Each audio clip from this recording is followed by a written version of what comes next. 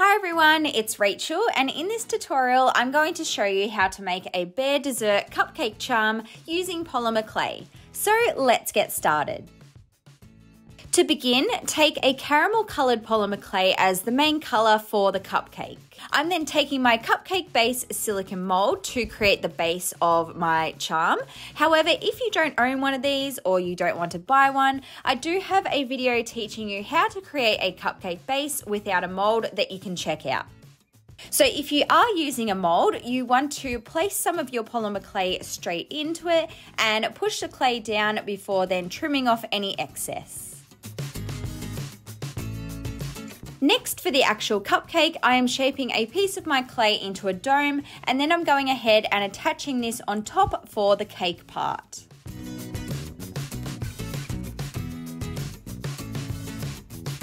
To give my cupcake some texture, I'm going to be using a toothbrush, and I'm just gently patting this all over the surface of the clay to give it a little bit of a realistic texture.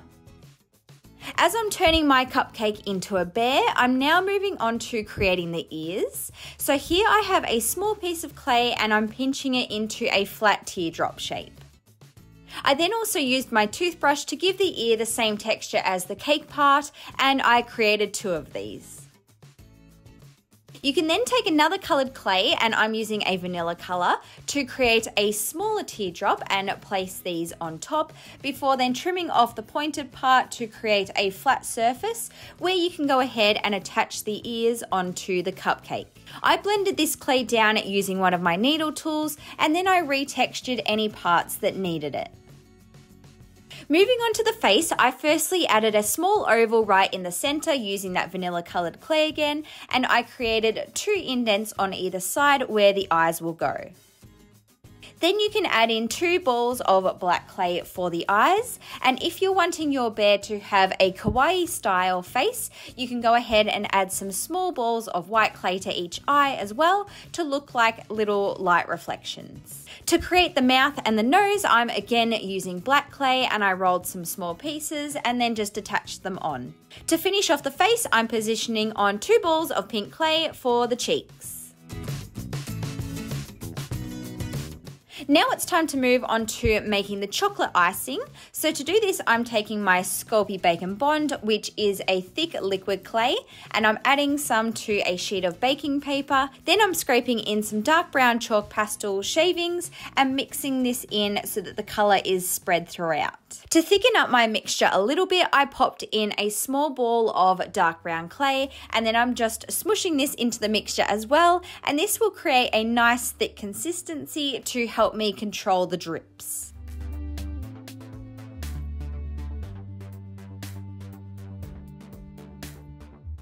Once I was happy with how my chocolate icing was turning out, I then used a ball tool to begin adding it to the very top of my cupcake between the ears and creating those nice drips going down the front of the cupcake and also the back.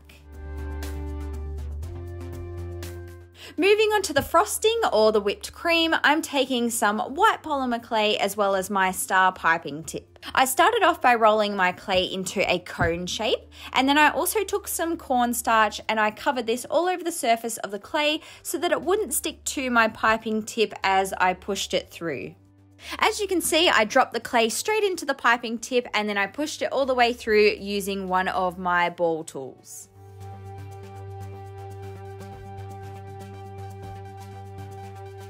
I shaped this clay into a nice little peak, and then I attached it straight on top of the chocolate icing. One of the details that I'm going to be adding to my cupcake is a chocolate chip cookie.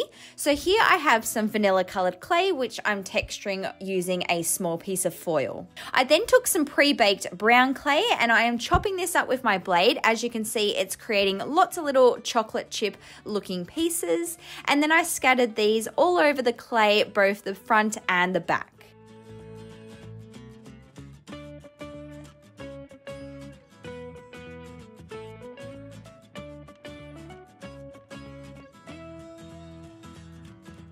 Using a fluffy paintbrush and my mixture of golden brown chalk pastel shavings, I shaded the cookie so that it looked nice and golden and baked, and then I reapplied any texture that got lost using the piece of foil. I simply added this onto the charm, and if you would like yours to be nice and secure, you can use some liquid clay to glue it in place. For my other cupcake detail, I'm going to be creating some little M&Ms to go on top, so I rolled out the colors of polymer clay that I needed, and then I trimmed off some little pieces. Here I'm just rolling each little piece between my fingers to create a ball, and then I'm just gently pressing them down on my work surface to create the shape of the M&Ms.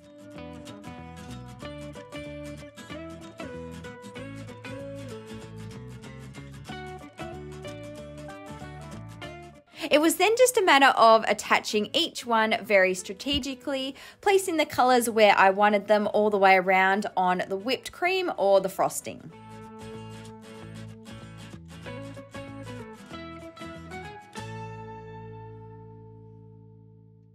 If you would like to make your design into a charm, you can go ahead and add an eye pin, and then you can pop your cupcake out of the mold. If you do have a bit of trouble with this, you can firstly place your clay in the freezer for a few minutes to harden, and then it pops out really easily. So after I baked my clay in my oven, I then used some super glue to secure the eye pin after baking, and then it was time to add the final detail to the M&Ms, which of course is the little M. So I used a very thin piece of wire and some white acrylic paint, and I just hand painted on a bunch of little M's onto each of the pieces.